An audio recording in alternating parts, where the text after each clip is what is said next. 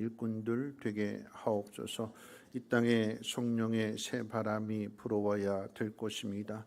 악한 것, 더러운 것, 그 모든 것들을 하나님 다 태워주시고 정결하게 하시고 새롭게 되어질 수 있도록 하나님 은혜 베풀어 주시옵소서. 하나님 그 일을 이루고자 먼저 하나님 앞에 무릎 꿇사오니 하나님 우리 마음 가운데 하나님 좌정하여 주시고 다스려 주시고 하나님으로 충만하게 채워주셔서 내가 먼저 변화되어짐으로 인하여 가정을 그리고 이웃을 또 이 나라의 민족을 변화시켜 나갈 수 있는 믿음의 주인공들 되게 하옵소서. 이 밤에 하나님께서 늘 함께 하시고 하나님의 영광으로 채워주실 것을 믿사옵고 모든 말씀 예수님의 이름으로 기도하옵나이다.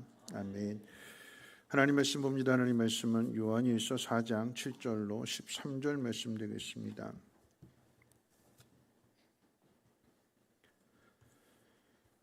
하나님 말씀 요한일서 4장 7절로 13절까지 한 절씩 교독으로 읽겠습니다. 신약성경 392페이지고요. 요한일서 4장 7절로 13절까지 한 절씩 교독으로 읽겠습니다. 사랑하는 자들아, 우리가 서로 사랑하자. 사랑은 하나님께 속한 것이니 사랑하는 자마다 하나님으로부터 나서 하나님을 알고 사랑하지 아니하는 자는 하나님을 알지 못하나니 이는 하나님을 사랑하심이라. 하나님의 사랑이 우리에게 이렇게 나타난 바 되었으니 하나님이 자기의 독생자를 세상에 보내심은 그로 말미암아 우리를 살리려 하심이라. 사랑은 여기 있으니 우리가 하나님을 사랑할 것이 아니요 하나님이 우리를 사랑하사 우리 죄를 속하기 위하여 번복제물로 그 아들을 보내셨습니다. 사랑하는 자들아, 하나님이 이같이 우리를 서로 사랑하셨은즉 우리도 서로 사랑하는 것이 마땅하도다.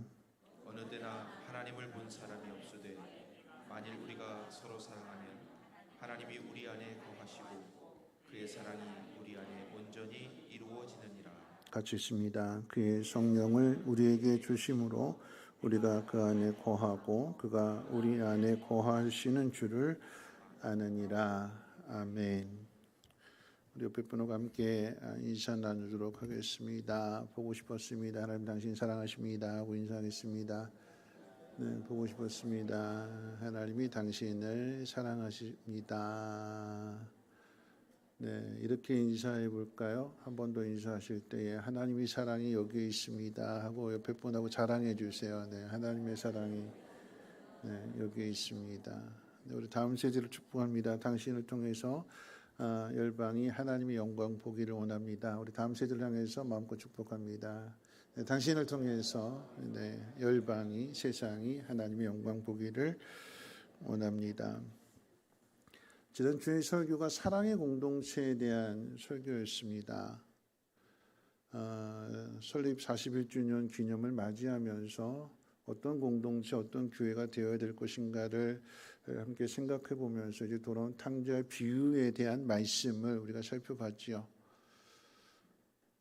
피로 맺어진 그 가정 공동체, 공동체로서의 가장 기초적이고 기본적인 그 공동체조차도 형과 동생이 서로 사랑하지 않는, 그리고 아버지와 자녀의 아들의 관계에 있어서도 아들이 아버지를 사랑하지 않고 아버지의 사랑을 거역하고 도망가는, 멀어지는, 그런데 그 깨어진 가정으로 끝나지 않고 그 가정 공동체가 다시 회복되어지는 것을 아버지의 사랑을 통해서 열린 결말의 이야기가 이제 탕자의 비유였는데요. 교회나 가정이나 여러분 중요한 것은 시대와 문화의 공격을 받는다라고 하는 사실입니다. 그런데 이 유혹과 공격은요, 실패하고 망했을 때 찾아오지 않고 잘 되고 잘 나갈 때 찾아옵니다. 우리 교회로 이야기한다면 설립 41주년 맞이하면서 내부나 외부나 깨끗하게 시원하게 단장해주고 으쌰으쌰 하려고 하는 그때에 외부의 공격과 유혹이 함께 찾아온다라고 하는 거죠. 여러분, 이것이 초대교회의 역사 가운데도 잘 드러나 있습니다. 베드로의 설교와 성전 미문에 앉아있던 그 병자를 고쳐주는 기적을 통해서 초대교회는 폭발적인 부흥을 경험하게 됩니다. 한 번 설교할 때 3,000명, 5,000명씩 뒤집어지는 그 놀라운 역사가 나타나게 되는 거죠. 뿐만 아니라 이 초대교회가 그렇게 부흥할 수 있었던 또 하나의 원인을 찾는다라고 하면, 그럼 이 초대교회 성도들이 서로 돌아보면서 자신의 재산을 팔아서 가난한 사람들을 도와주고, 그래서 빈부의 격차가 심한 공동체가 아니라 서로 같아지는, 평등해지는, 많이 가진 사람이 없는 사람에게 나누어짐으로 인해서 모두가 다 하나가 되어지는 그런 공동체, 가난한 사람들의 필요를 채워지는 그런 공동체, 사람들로부터 인정받았고요, 칭찬받는 그런 일들이 교회 안에 많이 있었다라고 하는 것입니다. 그런데 초대 교회 안에는 아름다운 이야기만 있지 않습니다. 자신의 소유를 팔아서 사도들의 발 앞에 둔 그 바나바 이야기 뒤에 아나니아 삽비라 부부의 이야기가 기록되어져 있고요. 여러분, 초대교회 7집사를 뽑게 된 이유 또한 교회 부흥으로 인해서 제자들이 많아졌는데, 과부를 돕는 일에 있어서 헬라파 과부들은 쏙 빼놓고 이 사람들이 히브리파 과부들만을 도와줬다라고 하는 거죠. 여러분, 팔이 안으로 굽는다라고 하는 그런 차별을 하는 모습을 교회 안에서도 확인할 수 있었고, 그래서 결국은 7집사를 뽑게 되는 배경이 되는 것입니다. 예루살렘은 교회만 그런 것이 아니라 이방 지역 교회인 고린도 교회 역시도 파가 나누어졌고요, 분쟁했고요. 그런 와중에서 교회를 세운 바울 사도에 대해서 그 사도성을 의심하기까지 했습니다. 분열과 세력 다툼, 시기와 미움, 고발과 종죄 등 세상에 있어야 할 것들이 교회 안에도 다 있었습니다. 왜 그럴까요? 다양한 사람들이 모여 있기 때문에 그러합니다. 여러분, 가정도 마찬가지예요. 여러분, 가정은 행복하십니까? 여러분, 가정은 사랑으로 넘치십니까? 그렇지 않아요. 부부 사이에도 갈등이 있고 부모와 자녀 사이에도 갈등이 있어요. 사람의 본성이 악하고 그 본성을 그대로 가지고 있기 때문에 우리가 날마다 하나님의 말씀으로 새로워지지 않는 이상, 하나님의 영으로 충만해지지 않는 이상 우리는 인간의 본성이 불쑥불쑥 튀어나올 수밖에 없고, 인간의 이 본성이 불쑥불쑥 튀어나오는 그곳에는 항상 갈등이 있고 다툼이 있고 미움도 있고 원망도 있고 불평도 있습니다. 가정이라고 예외는 아니다라고 하는 것이고, 교회도 예외는 아니다라고 하는 거죠. 오늘 본문이 되는 이 요한이 편지를 쓰고 있는 이 교회 공동체 역시도 심각한 분열의 문제가 발생했는데요. 이 분열의 핵심 원인은 이단의 공격이었습니다. 자, 영지주의자들이 교회 침투해서 성도들을 미혹하게 되는데, 이 영지주의라고 하는 것은 영과 육을 분리하는 것입니다. 이원론이라고도 이야기를 하게 되는데, 이런 이야기, 영은 선하고 육체는 더럽고 악하다.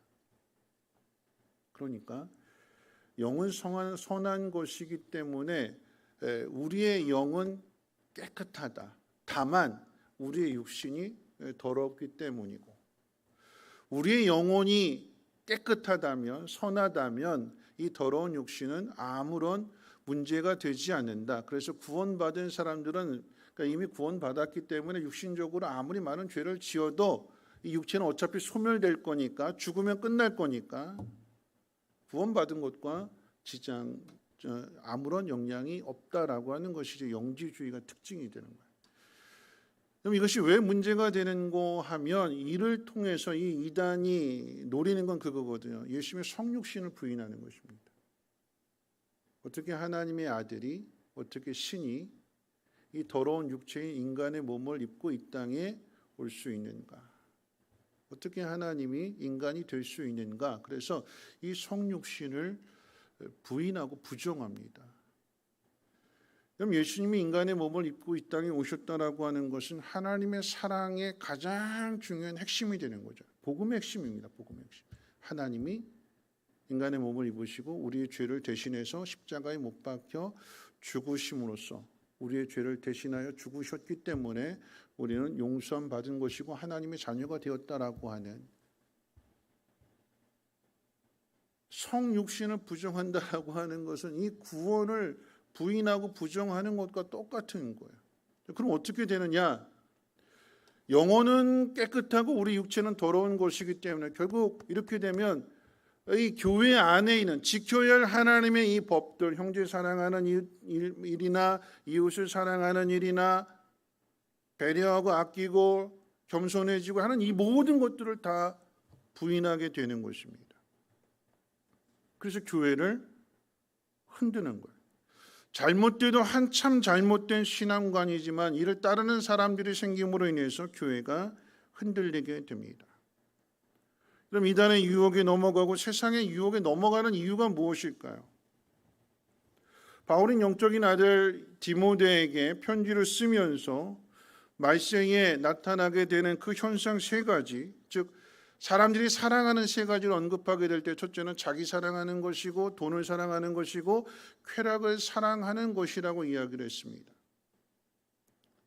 자기를 사랑하고 돈을 사랑하고 쾌락을 사랑한다라고 하는 것은 하나님을 사랑하는 것을 대신해서 그 세 가지를 사랑한다라고 하는 거죠.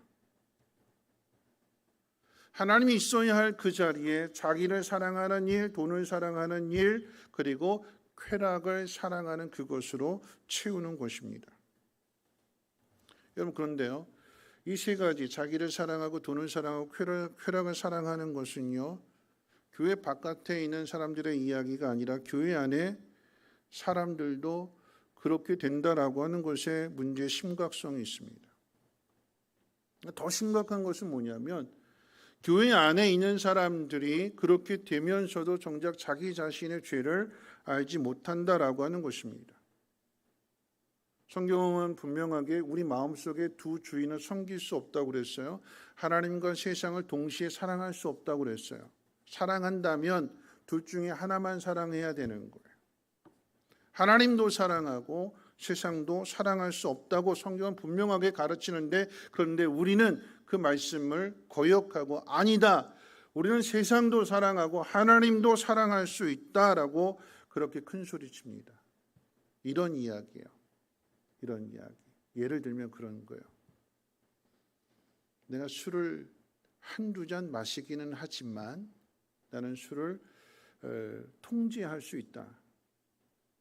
나는 내 자신을 잘 다스릴 수 있어서 적당하게 마시니까 내 신앙에 전혀 문제가 되지 않는다. 자, 이것이 하나님만을 사랑하는 것일까요? 아니죠. 자기를 사랑하는 것이고 세상을 사랑하는 것이고 그러면서도 하나님을 사랑한다라고 하는 것입니다. 내가 좋아하는 것을 하나님을 위해서 포기하지 못한다라고 하면 그건 진짜 사랑이 아닌 거죠. 여러분, 사랑은 정말 그 사람이 원하는 것을 위해서 다 내어줄 수 있는, 다 포기할 수 있는, 심지어 자기 목숨까지도 포기할 수 있는 것이 사랑이잖아요. 그런데 내가 좋아하는 것 따로 빼놓고 이건 이거고 하나님의 사랑은 하나님의 사랑이다. 여러분, 이것은 절대적인 참 사랑이 아니다라고 하는 거죠.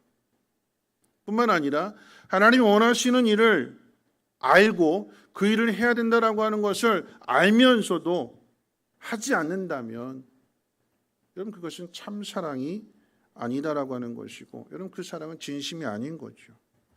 예수님께서 바리새인들을 드러내놓고 아예 책망하시는 이유가 여기에 있습니다. 바리새인들은 자신들을 생각할 때 스스로 생각하기를 자신들에게는 사랑이 많다고 생각했어요. 하나님 말씀을 잘 지켰다고 생각했습니다. 그런데 그런 바리새인들을 향해서 예수님은 회칠한 무덤과 같다고 말씀하셨어요. 무덤이 아닌 것처럼 열심히 잘 꾸며놨지만 그래봐야 무덤이고, 사랑한다고 했지만 참 사랑과는 거리가 먼 사랑입니다. 아니, 사랑이라고도 할 수 없는 거죠. 왜냐하면 이런 바리새인들은 예수님 안 믿잖아요. 무슨 말씀만 하면 시비 걸려고 하고 꼬투리 잡으려고 하고 어떻게 해서든지 죽이려고 하는 그런 사람들이 어떻게 하나님의 사랑을 알 수 있을까요? 율법이 사랑, 율법의 핵심이 무엇이냐? 하나님 사랑하는 것이고 이웃을 사랑하는 것이다라고 하는 걸 지식적으로 알고 있지만 자, 봐라 하시면서 하나님이 사랑은 이런 것이다 하고 그 아들을 보내주셨는데 그 아들을 받아들이지 않는다면, 그 아들을 믿지 않는다면 어떻게 하나님의 사랑을 안다고 할 수 있을까요? 그럼 이들의 사랑은 마치 선한 사마리아인의 비유에 나오는 제사장과 레위인의 사랑과도 같습니다. 그럼 제사장과 레위인은 강도 만나 죽어가는 사람을 보고도 외면한 채 자기 길을 걸어갔습니다. 같은 민족, 같은 동포, 심지어는 제사장의 직분과 레위인의 맡은 그 직분상 그 백성은 하나님 맡기신 양임에도 불구하고 그들은 못 본 척 외면하고 지나쳤습니다. 그런데 사마리아인은 같은 민족도 아니고 심지어 원수로 생각하는 관계임에도 기꺼이 강도 만난 자를 위해서 자기 발걸음을 멈추고 자기 가진 것을 허비합니다.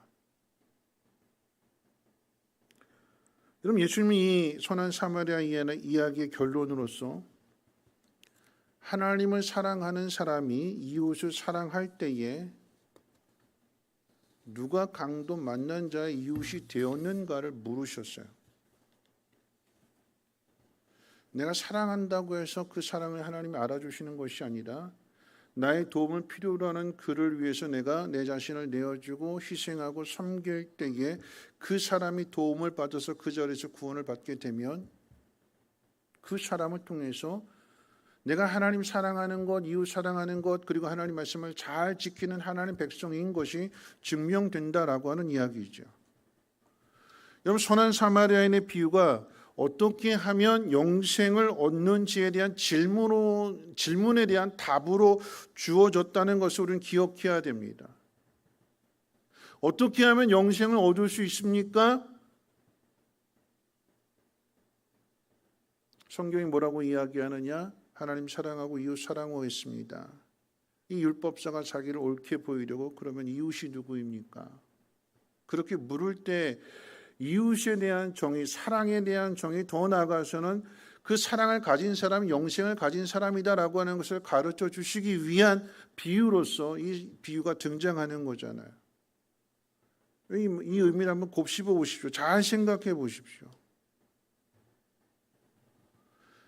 하나님의 사랑을 알고 그 사랑을 전하는 그 사람이야말로 하나님의 사랑을 알았기 때문에, 예수 그리스도를 통한 사랑을 알았기 때문에 그 사람은 곧 예수를 믿는 사람이 되는 것이고 영생을 가진 사람이 되는 거죠. 이 공식을 잘 생각해 보셔야 돼요.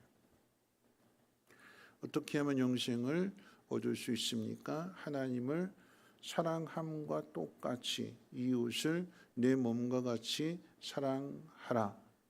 이웃을 사랑한다라고 하는 것은 지식적으로 내가 좋아하는 사람들만을 사랑하는 것이 아니라 내게는 원수 같은 사람, 내게는 전혀 도와줄 필요가 없다라고 생각하는 사람에게까지도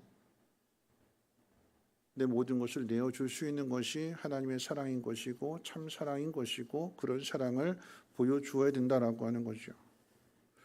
이런 제사장과 레위인이 왜 그 길을 그냥 강도 만난 사람을 보고도 지나쳤는지에 대한 기록은 없지만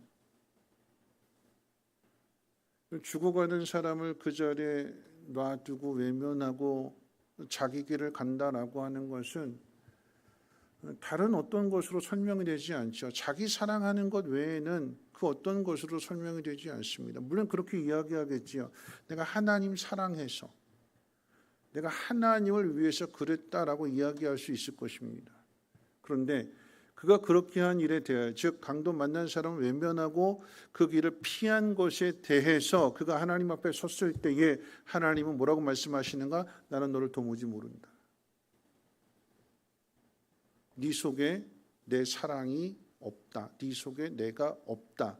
고로 나는 너를 모른다. 외면하시는 거죠.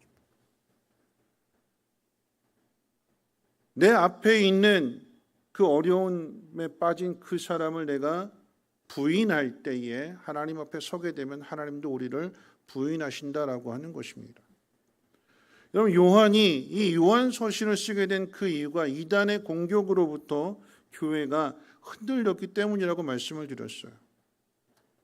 흔들리는 교회와 흔들리는 가정과 흔들리는 공동체를 견고하게 하기 위한 그 답이 무엇이냐라고 할 때에 이 요한 사도가 제시하는 해결책, 그 답은 바로 사랑이다라고 하는 거죠. 사랑.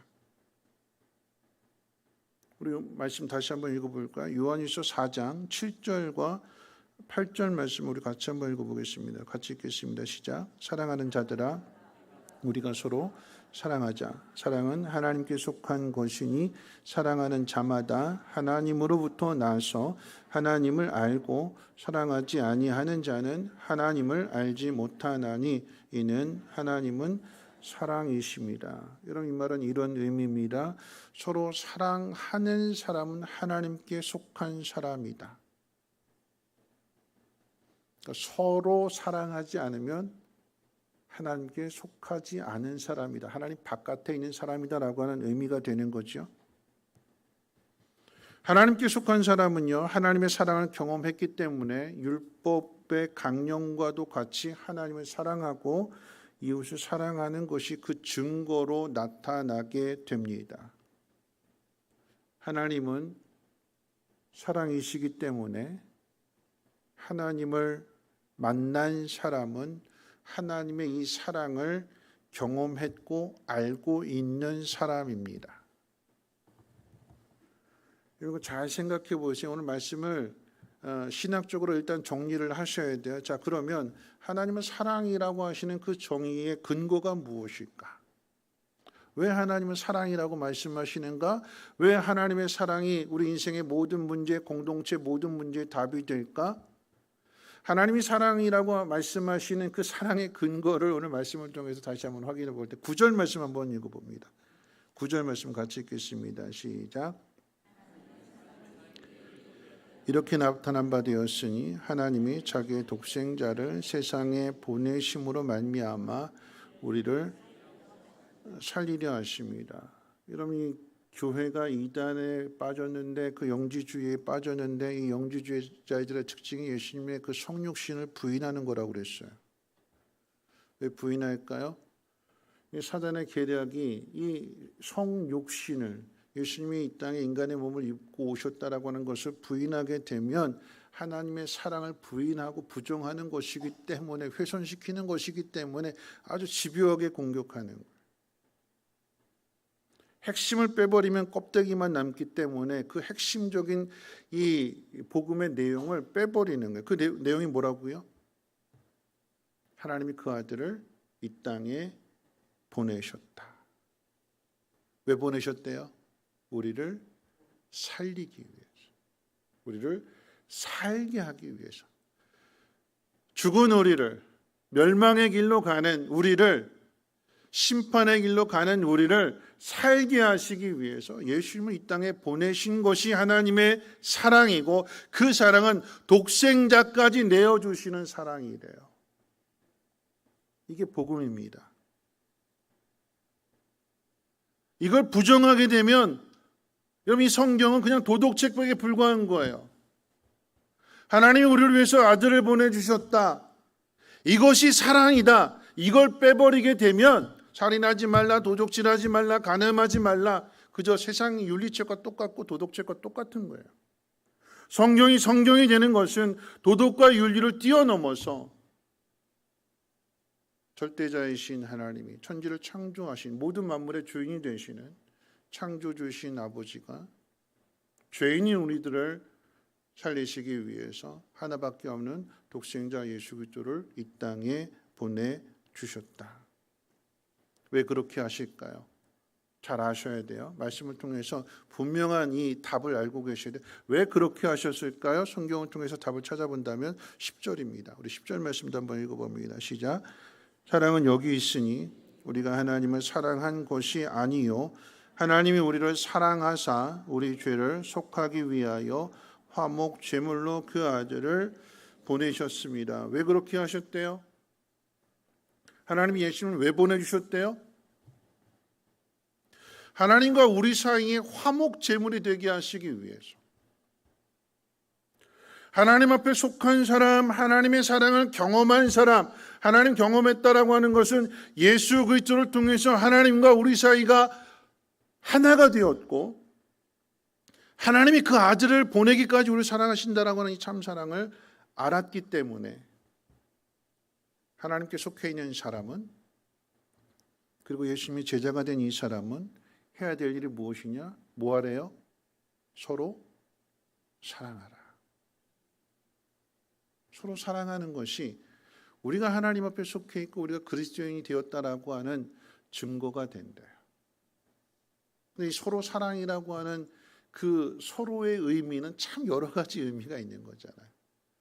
내가 좋아하는 사람, 나를 잘 받아주는 사람, 나를 잘 이해해주는 사람, 그런 사람도 있지만 이 서로라고 하는 것은 이 공동체 안에 미워하고 시비 걸고 질투하고 비판하고 이런 사람들까지도 교회 안에 있어요. 그런 사람들까지도 어떻게 해요? 사랑하라. 그런 사람들을 위해서 너희가 기꺼이 화목 제물이 되어라. 그게 십자가잖아요. 아무든지 나를 따라오려거든 자기를 부인하고 자기 십자가를 지고 나를 쫓을 것이니라. 그 자기 십자가가 무엇일까요? 화목 제물이 되는 게 내가 져야 될 십자가가 되는 거예요.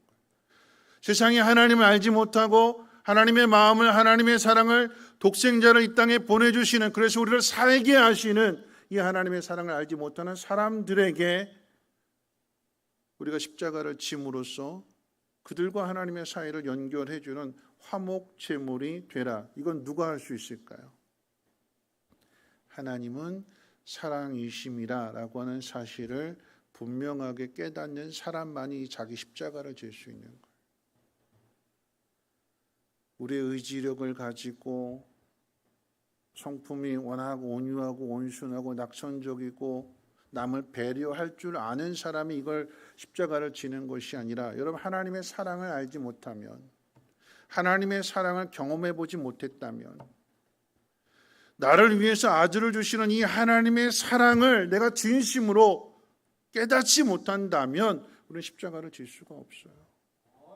십자가를 지는 것은 내가 지는 것이 아니라 내 안에 계시는 하나님의 성령이 나로 하여금 그 십자가를 질 수 있도록, 그래서 내가 하나님 앞에 속한 사람이라고 하는 것을 세상 가운데, 아니 공동체 안에서 그것을 보여주고 그것을 나타내게 하시는 거죠.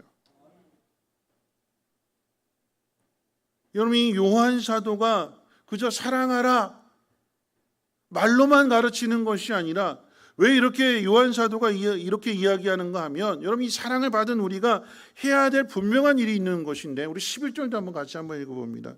11절 말씀 같이 읽겠습니다. 시작. 사랑하는 자들아, 하나님이 이같이 우리를 사랑하셨은즉 우리도 서로 사랑하는 것이 마땅하도다. 서로 사랑하는 게 마땅하대. 공동체 안에 있는 여러 가지 문제들에 대해서 이단이 들어왔기 때문에 이 이단의 실체를 파헤치고, 그러면서 내가 너희들 어떻게 가르쳤고 내가 너희들 어떻게 섬겼고 어떻게 양육했는데 내가 너희들의 가르친 거 다 까먹어버리고 그 이단이 훅 던진 그 한마디에 쏙 마음을 빼앗겨가지고 그렇게 따라갈 수 있느냐. 원망하고 탓하고 책망하는 것이 아니라, 교회 안에 나타난 이런 이단에 빠진 것들로 인해서 나타나게 된 수많은 문제들에서 이건 이렇게 해야 되고 저건 저렇게 해야 되고 일일이 하나씩 해결책을 제시해 주는 것이 아니라, 여러분, 요한 사도는 딱 한 가지 말씀하고 있어요. 딱 한 가지. 그 한 가지가 무엇이냐? 하나님은 사랑이시다. 여러분, 가정의 문제가 됐든 교회 공동체의 문제가 됐든 아니면 직장의 문제가 됐든 어디가 됐든 시간에 예수를 믿는 내가 그 공동체 안에 있다면, 예수를 믿는 내가 해야 될 일은 하나님은 사랑이시다라고 하는 것을 보여주고 나타내는 것, 이것은 예수님의 그 사랑을 경험한 사람만이 할 수 있는 일이요, 하나님은 사랑이시라고 하는 사실을 깨닫는 사람만이 할 수 있는 일이기 때문에 지금 요한 사도가 지금 편지를 써서 그 일을 직접 하고 있는 거예요. 그럼 요한 사도가 뭐라고 이야기하냐면, 여러분 그저 그냥 사랑을 그저 이론적으로 논리적으로 이야기하는 것이 아니라 요한 사도가 이야기할 때 자신은 그 요한일서 1장 1절을 시작하면서 태초에 말씀이 계셨는데 이 말씀은 생명의 말씀이며 근데 이 생명의 말씀을 내가 직접 눈으로 보고 손으로 만져보고 내가 경험한 것이다 라고 고백을 합니다. 하나님은 사랑이라고 했을 때 그 사랑이 어떤 사랑이냐, 예수 그리스도를 통해서 경험하게 된 이 사랑은 찾아오시는 사랑이, 찾아오시는 하나님 우리에게 찾아오시는, 우리가 하나님 앞에 올라가려고 하늘로 올라가고 길을 쓰고 애를 써서 올라가는 그런 사랑이 아니라 하나님 우리를 위해서 자기 자신을 낮추시고 내려오시는, 찾아오시는, 예수님이 찾아오셨잖아요. 그리고 하나님이 사랑이라고 하는 그 사실을 예수님을 통해서 이 사도 요한이 예수님이 그 공생의 기간 동안에 눈으로 직접 확인하게 된 일들, 수가성의 여인을 만나기 위해서 그 목마른 길을 걸어서 피곤해진 그 길을 기꺼이 걸어가시는 38년 된 오래된 병자를 만나주시고 예수님 부인하고 배반하고 도망친 그 베드로를 또다시 찾아가시고 아무도 반겨주지 않았고 아무도 환영하지 않았고 그래서 십자가에 못 박혀 죽게 한 그 예수님, 그 원수들을 향해서 기꺼이 자신의 몸을 내어주시고 그런 그들을 용서해 주시는, 그러면서 하나님이 우리를 이렇게 사랑하신다라고 하는 것을 이 사도 요한이 깨닫기 때문에 그 모든 다양한 문제들, 골치 아픈 문제들의 해결책으로 뭘 제시하느냐, 하나님은 사랑이시다. 여러분 하나님은 사랑이시라 하고 이 가르칠 때에 이 교회의 이 편지를 읽는 성도들에게 직접적으로 요한 사도가 질문하는 내용은 이런 질문입니다. 당신이 정말 하나님의 사랑을 만난 경험이 있습니까?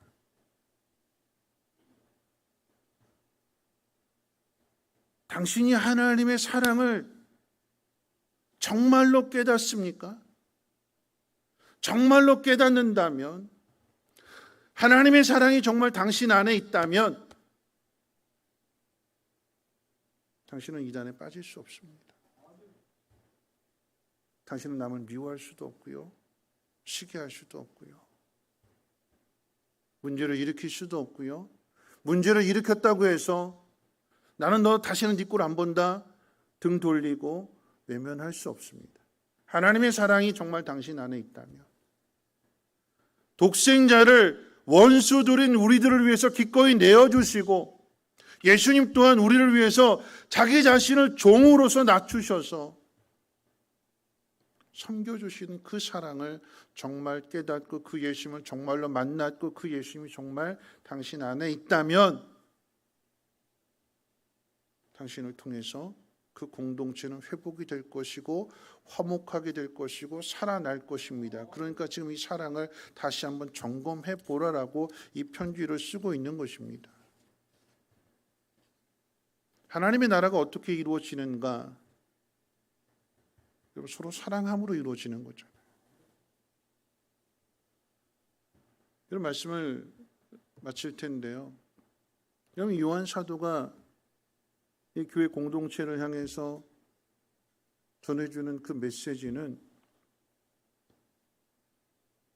당신 속에 정말 예수님의 사랑이, 하나님의 사랑이 있습니까를 한번 확인해 보라라고 하는 얘기예요.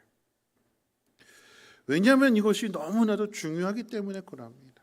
여러분 이 말씀은요, 요한 사도가 가르친 이 말씀은 요한 사도가 만들어낸 이야기가 아니라 예수님께서 제자들에게 부탁하신 십자가의 죽음을 앞에 두시고 부탁하신 말씀이기 때문에 그래요.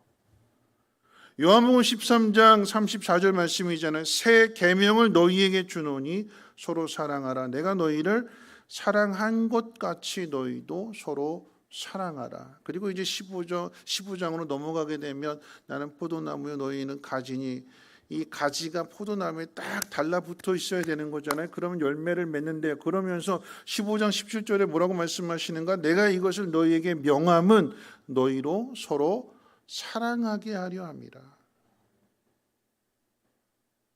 멀리 있는 거 아니에요. 사랑은 가까이 있습니다. 선한 사마리아인의 비유를 통해서 말씀하는 것처럼 멀리 찾아가서 사랑하는 것이 아니라 지금 당장 내 눈앞에 보이는 사랑, 그 사랑을 하면 그 사랑을 통해서 공동체가 만들어지게 되는 거예요. 그런 이야기가 있어요. 남상백 목사님이 카톡으로 이제 보내주셨는데 그 이제 좋은 글 아마 이렇게 주셨는데 그런 내용이에요. 뭐냐면 가난한 공학생이 가난하기 때문에 이제 학교도 제대 공부도 못하고 그래서 이제 검정고시를 준비하는데 돈이 없으니까 낮에는 막노동을 하면서 생활비도 벌고 학원비도 벌어서 그렇게 시간을 쪼개서 공부를 하는데 돈이 없으니까 저녁을 걸을 때가 참 많았대요. 근데 이제 그날도 이제 늦게까지 공부를 하고 이제 가는데 주머니에 딱 동전 400원 있어요. 400원. 아마 오래된 이야기인 것 같아요. 그 400원으로 할 수 있는 게 딱 오뎅 꼬치 하나 사는 것밖에 없대요. 오뎅 꼬치 하나 사놓고 이 국물만 10컵을 계속해서 마시니까 이 포장마차 아주머니가 그 모습을 딱하게 여겼는지 퉁퉁 불은 이제 오뎅 꼬치 10개를 주면서 먹으라고. 어차피 이건 퉁퉁 불어서 팔지 못하니까 그냥 부담 없이 먹으라고. 그 처지를 아니까 이렇게 배려해 준 거죠. 이게 몇 번이 됐대요. 이게 몇 번. 그러면서 마음속으로 내가 훗날 성공하면 꼭 이 은혜를 갚아야겠다 하는 마음을 가지고 그 사랑을 받으면서 이제 그렇게 해서 이제 큰 건 아니지만 소소하게 이렇게 먹으면서 이렇게 어려움을 견뎌냈대요. 군대도 갔다 오고 또 좋은 대학도 졸업하게 되고 마침 이제 또 운 좋게도 이제 대기업에 취업을 하게 돼서 문득 그 생각이 났대요. 그때 그 포장마차가 아직도 있을까 해가지고 찾아가 봤더니 아주머니가 역시 그 계속 오뎅을 팔고 있을 때 그 옆에 아들로 보이는 그 청년이 하나 있는데 보니까 다리가 불편한 뇌성마비였대요. 취업도 못하고 그러니까 이제 엄마 옆에서 그냥 엄마 일을 거두는 그 모습을 보면서 이분이 이제 그 대기업에 인사과에 있었는데 그 대기업이 마침 이제 이런 장애인들을 고용하는 것을 이렇게 독려하는 그런 대기업이었기 때문에 부장님을 찾아가 가지고 인사과에 있었는데 부장님 찾아가 가지고 이제 자초지종을 이야기했대요. 그랬더니 부장님이 그 장애인을 그 직장에 취업시켜 주는 걸로, 물론 많은 급여를 받는 건 아니지만 58세 정년까지 그 정년을 보장해 주고 여러 가지 혜택도 주어지게 되는 나름대로 안정된 직장을 얻게 되었대요. 이 포장마차 아주머니가 이 은혜를 어떻게 갚느냐고 그렇게 눈물을 흘리면서 너무나 고마워할 때 이분이 그렇게 이야기했대요. 은혜는 이미 갚으셨습니다. 제가 먼저 은혜를 받았기 때문에 제가 받은 그 은혜를 갚고자 그저 저는 제가 한 것은 지극히 작은 일이었습니다. 그러면서 이제 그분이 그런 이야기를 해요. 내가 할 수 있는 일은 지극히 작은 일, 그냥 말로만 부탁한 것뿐이었어요. 그랬더니 그 부장님이 그 자초지종을 이해해주고 공감해주고 그래서 자신이 할 수 있는 권한을 가지고 흔쾌히 그것을 수락해줘서 그 일이 이루어졌는데 자신이 한 일은 지극히 작은 일이었는데 그것을 받는 입장에서는 취업이 된 그 입장에서는 불가능한 일이 이루어진 거잖아요. 그럼 이것을 이 아주머니에게서 배웠대요. 이 아주머니가 장사하다 퉁퉁 부르고 어차피 만약에 못 팔 거라고 하면 딱해 보이니까 배부르게 먹으렴 하면서 내어준 그 오뎅 꼬치 10개가 지극히 작은 사랑이었는데 이 사랑을 받은 사람에게는 이게 엄청난 가치가 되는 거죠. 내가 이거 꼭 갚아야겠다 해서 이게 갚아줘서 결국은 이런 마음으로 하나가 통하게 될 때에 이것이 공동체 안에서 일어나는 일이라고 한다면 이 얼마나 이 공동체가 견고한 공동체가 될까요? 이게 서로 사랑하는 거잖아요. 여러분 사랑 멀리 있는 거 아니에요. 큰 사랑 아닙니다. 지금 내가 할 수 있는 이 처지에서 할 수 있는 일을 찾으면 되는 거예요. 그럼 그것이 하나님이 함께 하심으로 인해서 이게 큰 사랑이 되는 거예요. 내가 처음부터 큰 사랑을 하려고 하는 것이 아니라 내가 할 수 있는 처지에서 그 일을 행하되 내가 할 수 없다면 사랑이신 하나님 앞에 도움을 요청해서 하나님 나 좀 도와주세요. 내가 화목제물이 되기를 원하고 이 공동체를 사랑의 공동체로 만들기를 원하는데 난 자신이 없어요. 난 힘이 없어요. 나는 능력이 없어요. 그러니 사랑이신 하나님이 도와주세요. 요청한다면 하나님 어찌 외면하시겠고 어찌 그 공동체를 깨트리시겠습니까? 그럼 답은 어디에 있을까요? 사랑에 있습니다. 여러분 가정을, 교회를, 이 나라의 민족을 든든하게 세워가는 그 길은 하나님은 사랑이시라라고 하는 이 사실을 깨달은 사람이 예수 그리스도를 통해서 하나님의 사랑을 확실하게 경험한 그 사랑이 예수님의 사랑을 가지고 그와 똑같은 삶을 살아가게 될 때에 그로 인해서 세상에 하나님의 나라가 이루어진다라고 하는 것입니다. 마지막 말씀 읽고 마칠 텐데요. 요한일서 4장 12절 말씀을 같이 한번 읽어봅니다. 시작. 어느 때나 하나님을 본 사람이 없으되 만약 우리가 서로 사랑하면 하나님이 우리 안에 거하시고 그의 사랑이 우리 안에 온전히 이루어지느니라. 진심으로 예수 그리스도를 믿는다라고 하는 것은 하나님의 사랑을 알고 경험한 사랑을 뜻하는 것이고 그 사랑이 그 사람의 마음속에 가슴속에 담겨져 있다면 그런 이웃을 사랑할 것입니다. 이웃이 누구냐? 내가 정의를 내리는 것이 아니라 내 앞에 있는 사람, 하나님이 나로 하여금 만나게 해주신 그 사람을 사랑하는 것, 그것은 오직 교회를 통해서만, 하나님의 사랑을 통해서만 가능한 것입니다.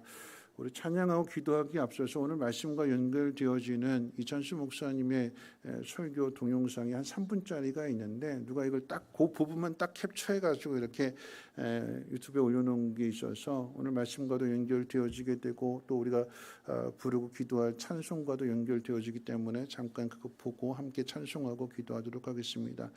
잠깐 보여주세요. 감옥에서 쓴 거예요.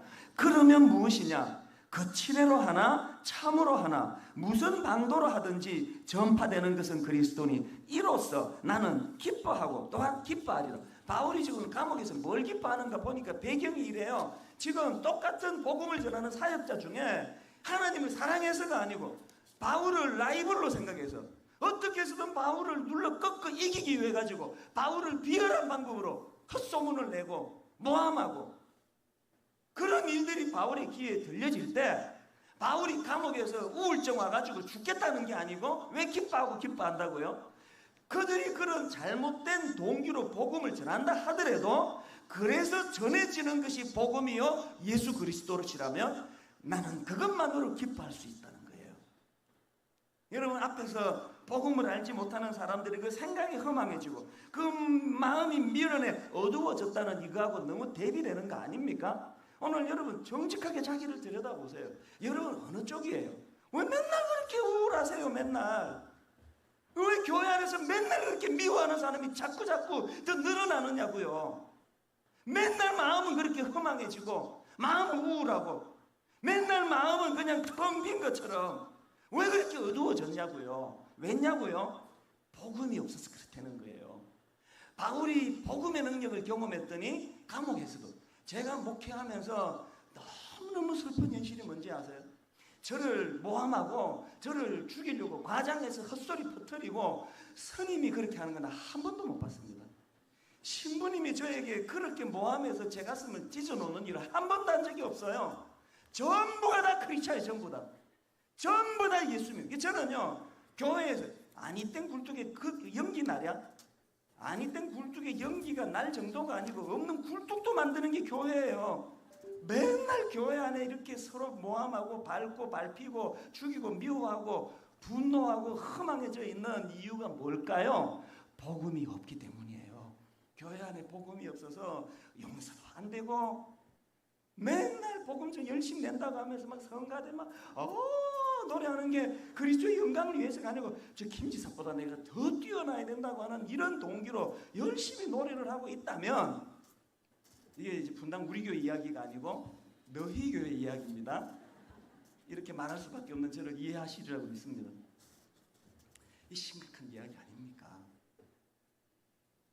저는 복음이 주는 이 감격성, 즉 이건 다음 주일에 제가 좀 더 이 부분은 다시 이제 말씀을 드릴 예정인데, 여러분 내면의 마음이 허망해지고 자꾸 허무하고 마음이 어두워지고 화가 나고 이런 우리의 삶의 형태를 복음이 가져다주는 능력으로 치유함받는 저와 여러분 되시기를 바랍니다. 제가 전하는 것보다 원본을 보는 게 더 감동이 될 것에서 그냥 이 영상을 틀어드렸어요. 왜 우리 안에 이 마음이 허무해지는가? 왜 우울증을 앓고 있고, 왜 마음이 공허하고, 왜 삶이 고달프고, 왜 힘들까? 복음이 없어서 그렇다고 그러잖아요. 복음이 뭘까요? 사랑. 내 안에 하나님의 사랑으로 채워지지 않게 되니까. 사랑이 없이 빈 깡통과도 같은 그런 모습으로 살아가니까 부딪힐 때마다 소리가 꽝꽝하고 나는 거예요. 여러분, 사랑으로 가득하게 채워지게 된다면 부딪혀도 소리가 나지 않습니다. 이런 바다는요, 돌멩이를 던져도 푹 하고 가라앉아요. 근데 물이 깊지 않으면, 시냇물은 돌 하나 던져 놓으면 물줄기가 바뀌어요. 물줄기가 갈리는 그 시냇물, 그게 신앙이 아니라 어떤 돌을 던져도 그걸 가라앉히는, 동요되지 않는, 그게 믿음이래요. 그게 사랑이래요. 오늘 우리의 신앙이 다시 회복되어야 될 것인데, 요한 사도는 여러 가지 이야기하지 않아요. 딱 한 가지 이야기합니다. 하나님은 사랑이시라. 너희들이 그 사랑을 아느냐? 너희들이 그 사랑을 경험했느냐? 잃어버렸다면 다시 회복하고, 다시 복음으로, 다시 사랑으로 채우라라고 하는 것입니다. 여러분, 그런 의미에서 우리 다시 복음 앞에 이 찬양 송하고 함께 기도합니다.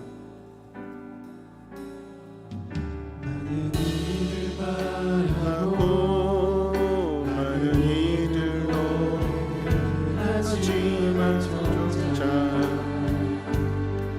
가지 않는 길, 두려운 생각보다 많이 힘들고 험한 길보단 무서워 말로만 가려기에 점점 멀어져만 가네. 내게 생명 주었던 그 길 점점 이용하려 하네. 내게 사랑 주었던 그 길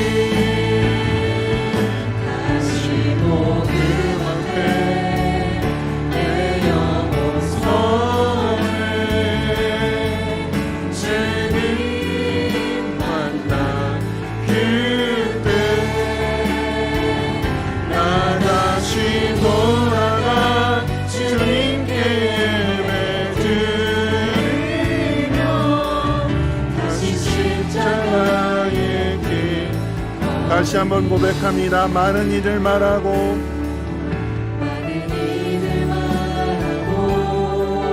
많은 이들 너희는 하지만 정작 가지 않는 길 두려운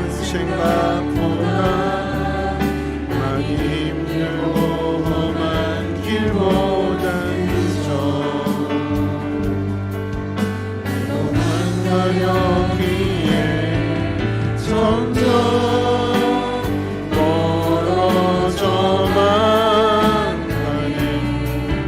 내게 생명 주었던 그 길 점점 미워가려 하네. 내게 사랑 주었던 그 길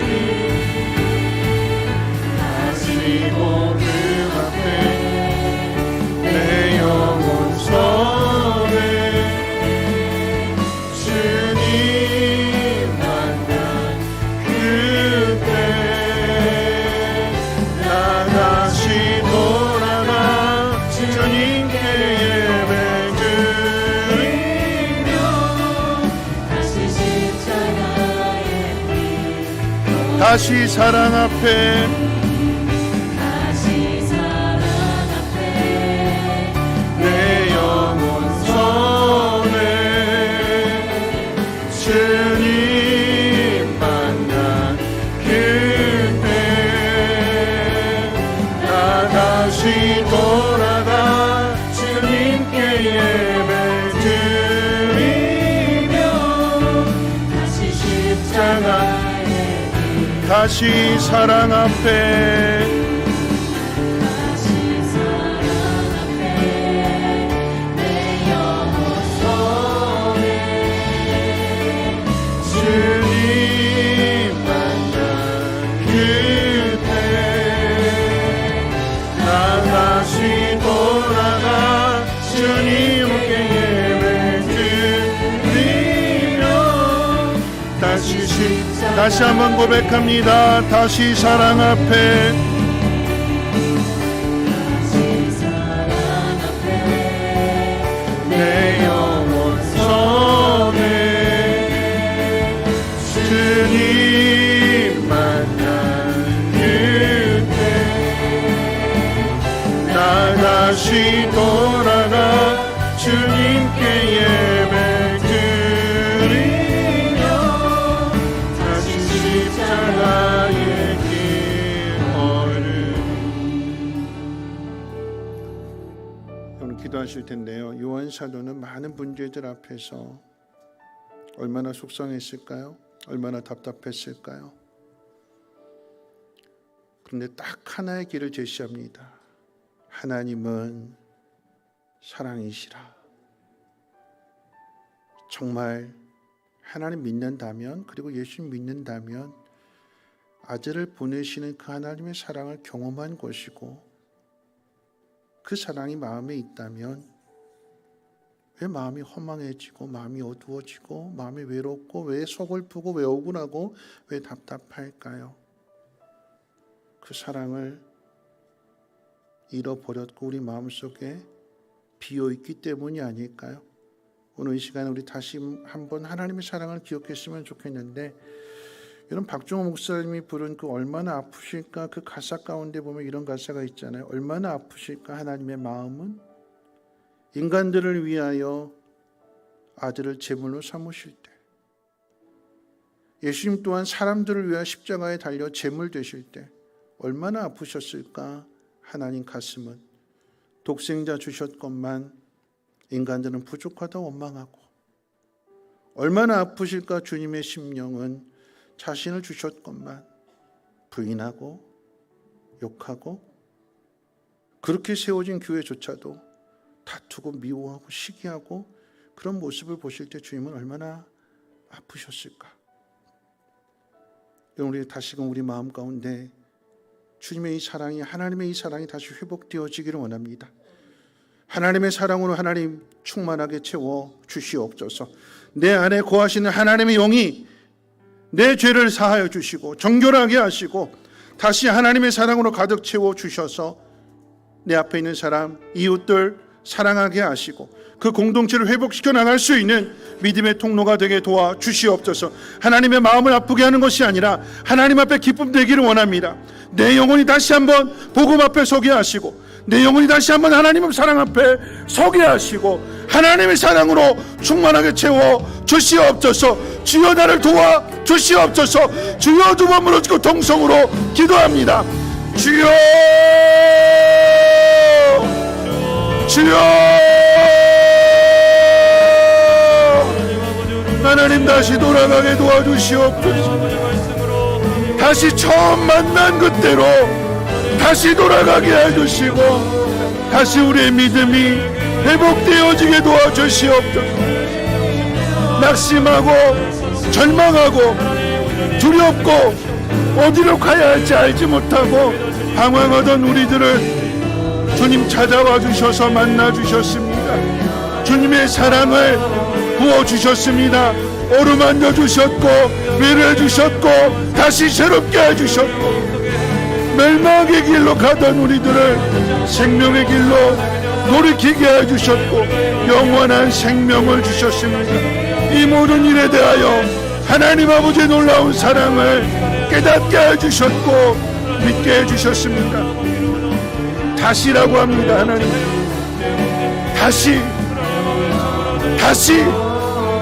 다시 시작하게 해주시옵소서. 다시 돌아가게 해주시고 다시 겸손한 마음으로 하나님 앞에 설 수 있는 우리의 믿음이 되게 도와주시옵소서. 어느덧 내 안에 세상 사람들처럼 원망과 불평이 가득 채워졌습니다. 미움과 질투와 시기가 가득 채워졌습니다.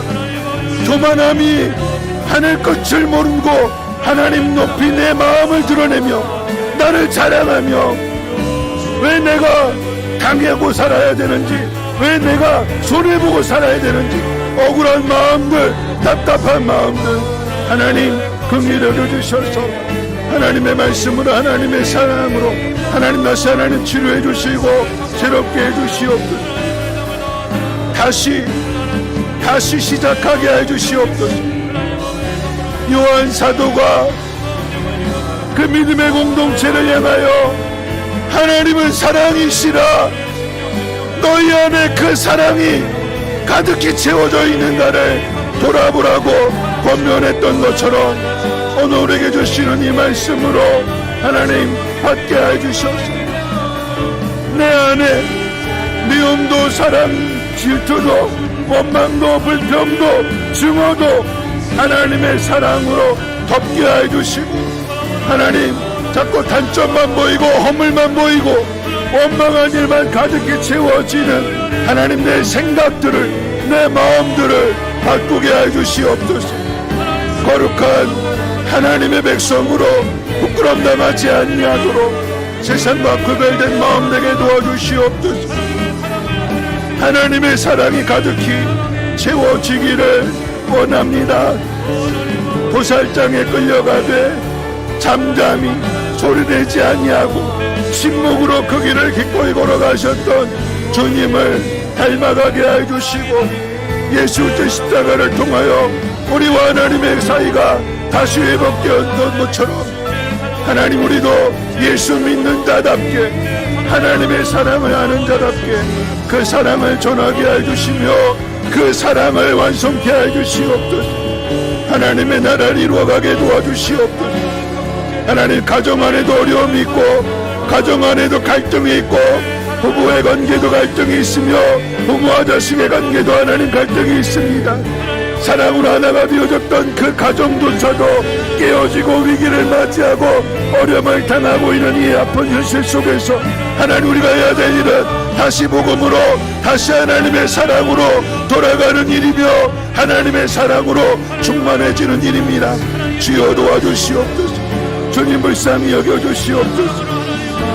하나님 깨트리지 아니하게 하시고 하나님 연합하게 하시고 하나 되게 도와주시며 함께한 마음 되어서 하나님 역사를 이뤄갈 수 있도록 주님 인도해 주시기를 원합니다. 그러한 가정이 되게 하시고 그러한 성민교회가 되어질 수 있도록 하나님 은혜 베풀어 주시옵소서.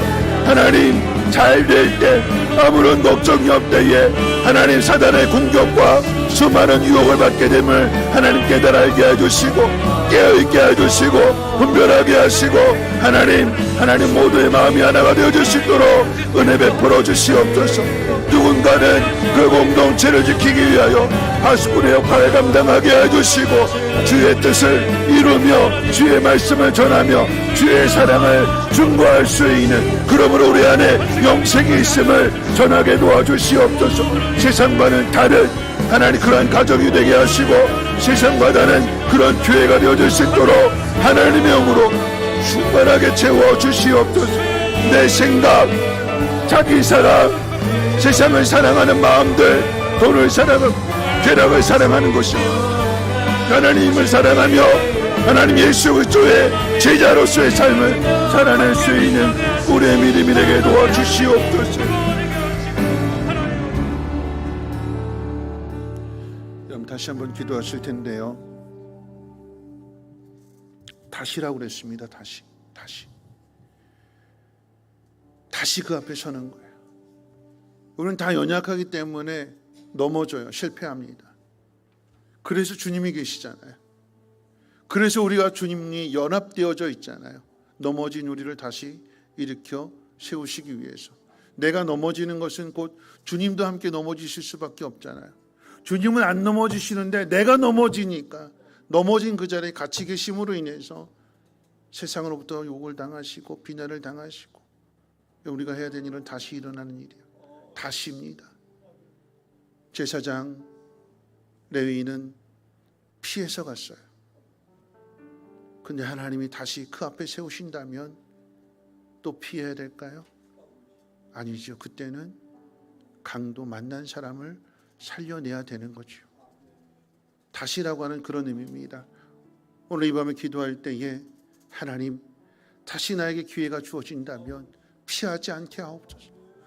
하나님 다시 나에게 기회를 주신다라고 하면 사랑하게 하옵소서. 섬기게 하옵소서. 화목제물 되게 하옵소서. 서로 사랑하게 도와주시옵소서. 다시 기회를 주셨을 때에 그 기회를 놓치지 아니하게 하시고 변화된 모습을 나타나게 하옵소서.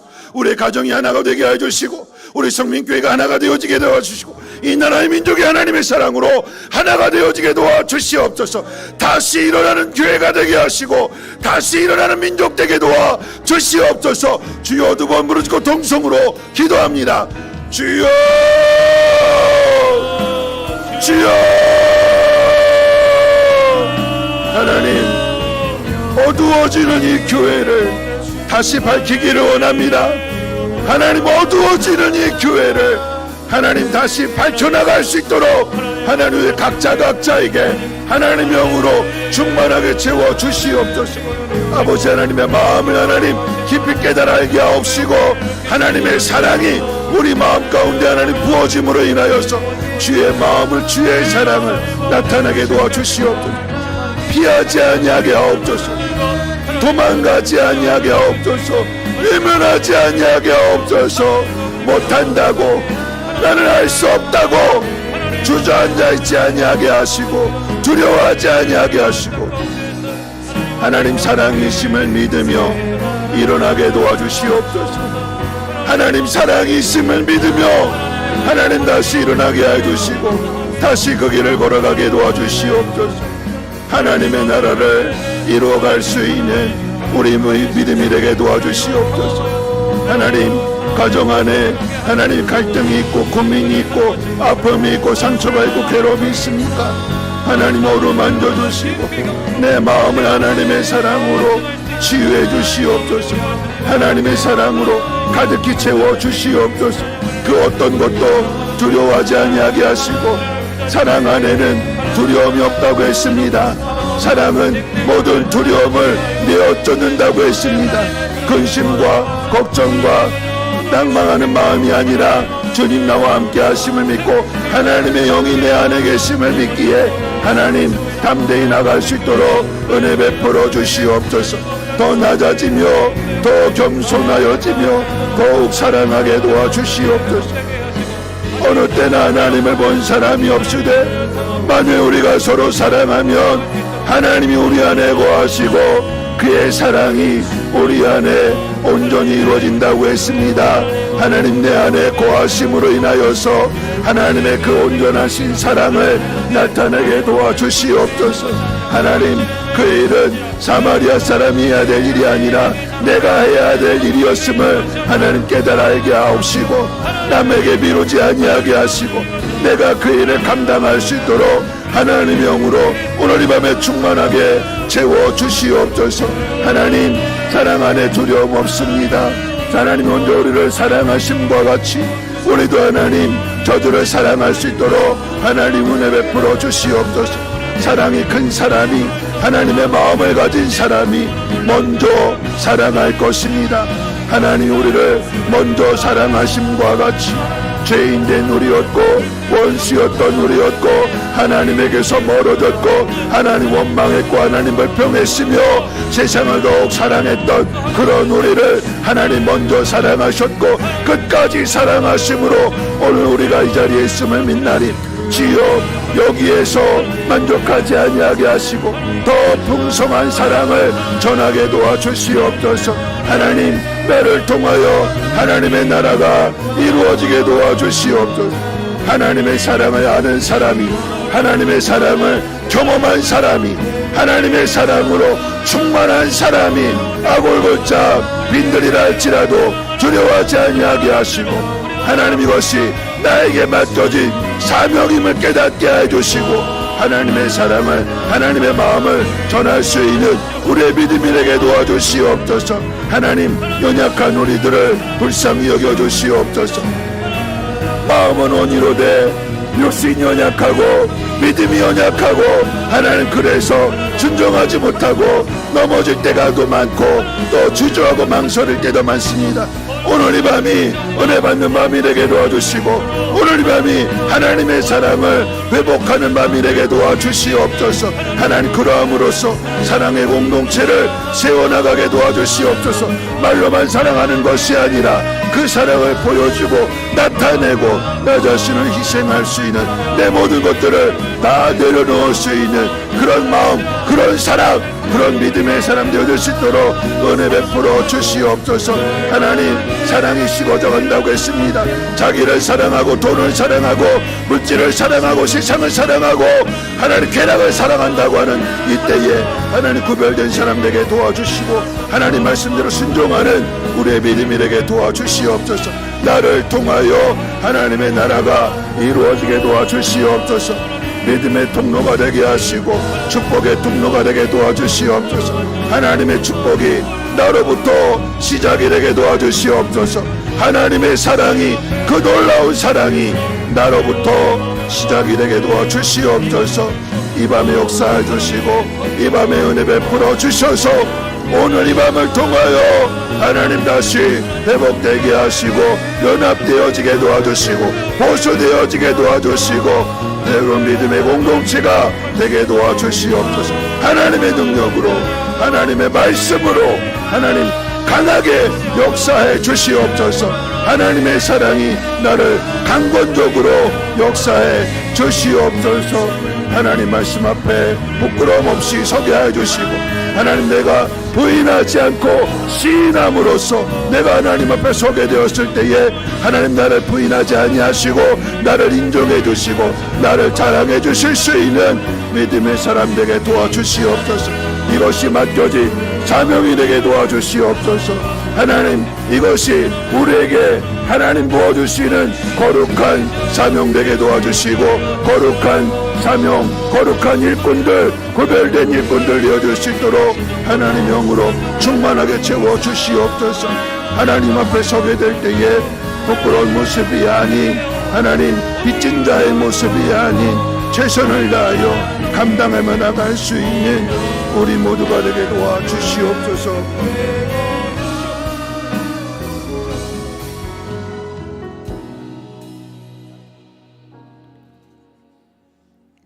여러분 하나님 여러분을 사랑하심을 믿으십니까? 아들을 주시기까지 나를 사랑하심을 여러분 진심으로 믿으시는지요? 그럼 빚진 거예요.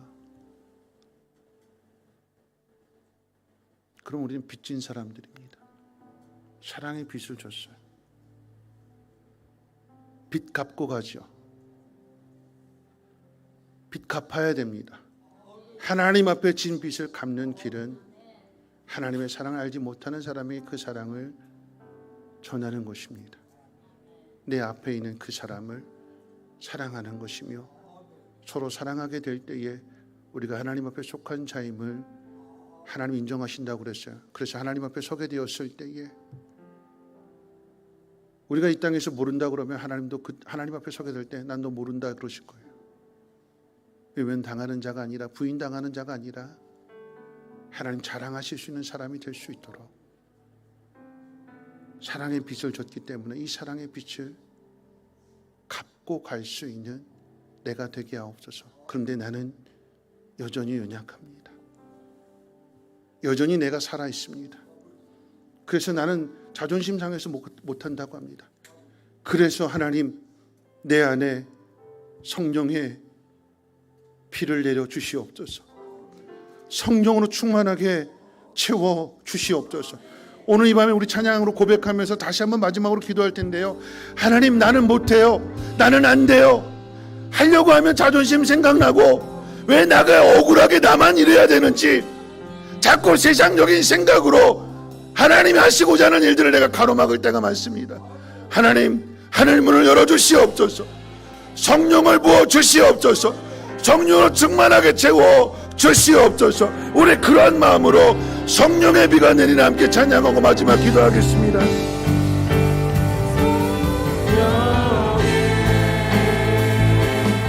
비가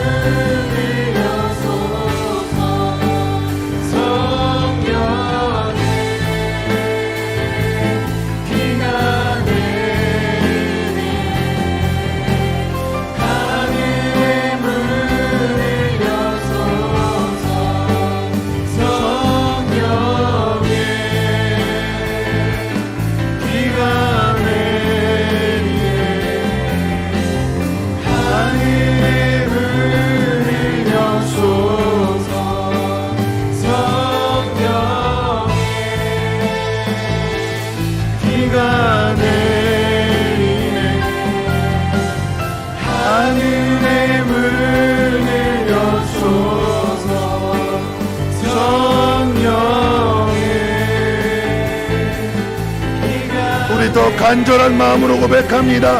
하늘의 문을 여소서.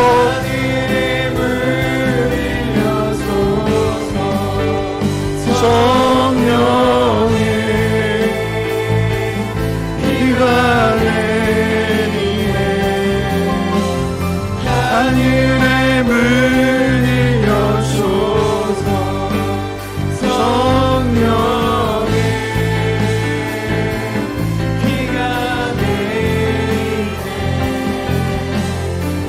하늘의 문을 여소서.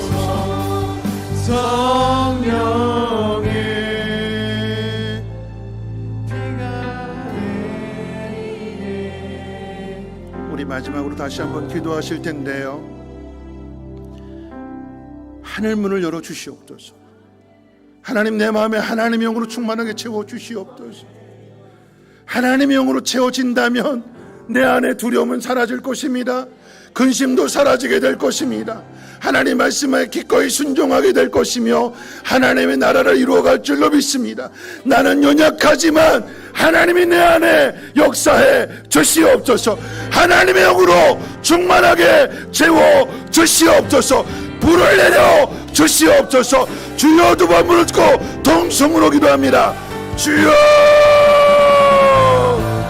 주여. 하나님, 우리를 불쌍히 여겨주시옵소서.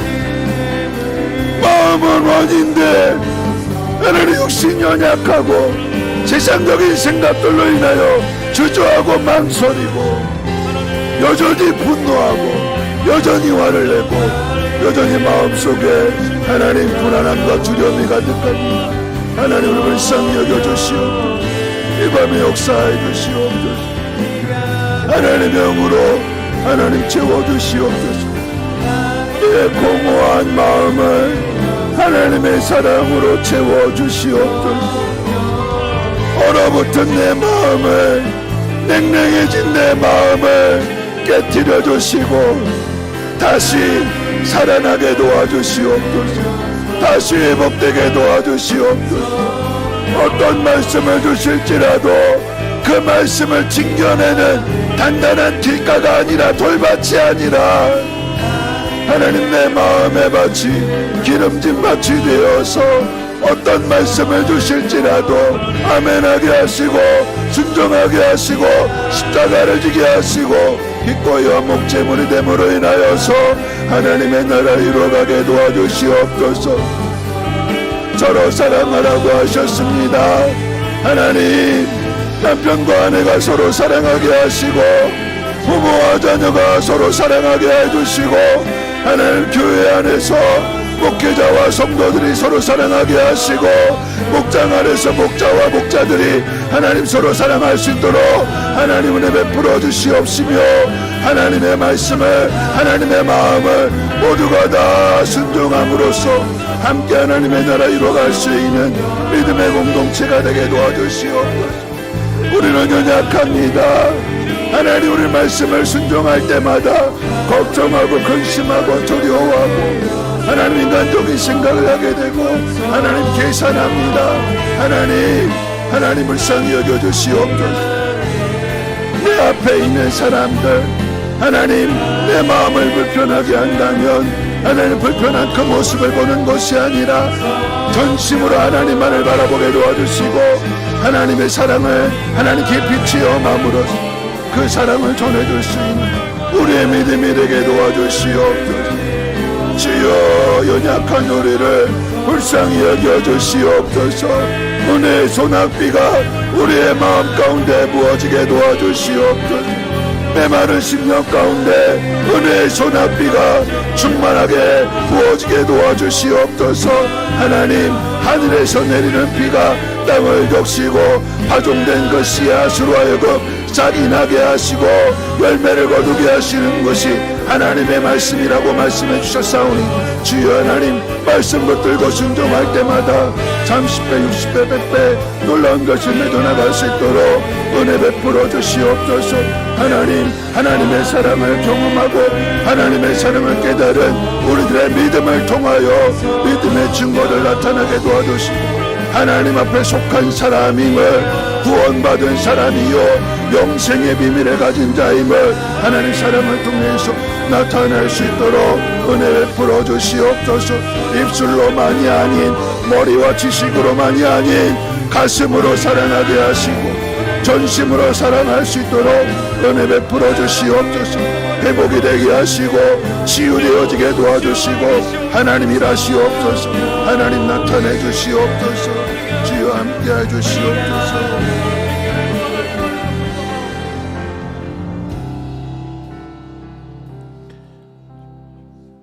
거룩하신 하나님, 이 밤도 말씀 앞에 무릎을 꿇습니다. 하나님, 우리가 괴로워하는 수많은 문제들, 하나님 그 답은 하나님은 사랑이심을 깨닫게 될 때에 하나님 그 답이 모든 문제를 해결해 줄 줄로 믿습니다. 예수 그리스도를 보내시기까지 우리를 사랑하시는 그 사랑을 깨닫는 심령들마다 하나님 파송된 사명자들 되게 하시고 하나님 그곳에 가서 기꺼이 십자가를 짐으로 인하여서 화목제물 되게 하시고 하나님의 공동체, 사랑의 공동체, 하나님의 나라를 이루어갈 수 있도록 하나님이 일해 주시옵소서. 우리는 그저 순종하는 마음으로 가겠사오니 일하시는 분은 하나님이십니다. 사랑을 부어주시는 분도 하나님이시요 저들의 마음의 문도 열어주시는 분 또한 하나님이신 줄 믿사오니 마음의 문이 열려지게 하시고 저들도 복음을 듣게 하시고 우리를 통해 하나님의 참 사랑을 깨달음으로 인하여 회복되는 공동체, 치유되는 공동체 되게 하시고 그러한 가정, 그러한 교회, 이 나라의 민족 되게 하옵소서. 하나님 말씀 듣고 돌아갈 때에 근심하지 아니하게 하시고 어려운 시험과 또다시 유혹을 만날지라도 다시 주어진 기회 앞에서 하나님 사랑을 실천할 수 있도록 하나님의 영으로 충만하게 채워 주시옵소서. 이제는 우리 주 예수 그리스도의 무한하신 은혜와 하나님의 그 크신 사랑하심과 성령님의 감화 감동 충만 보호 역사하심이 하나님의 그 놀라우신 사랑을 깨닫고 사랑의 공동체를 이루어가기로 다짐하고 결단하는 사랑하는 주 백성들 머리머리 위에 성민 교회와 이 나라 이 민족 위에 이제로부터 영원토록 항상 함께 있을지어다. 아멘.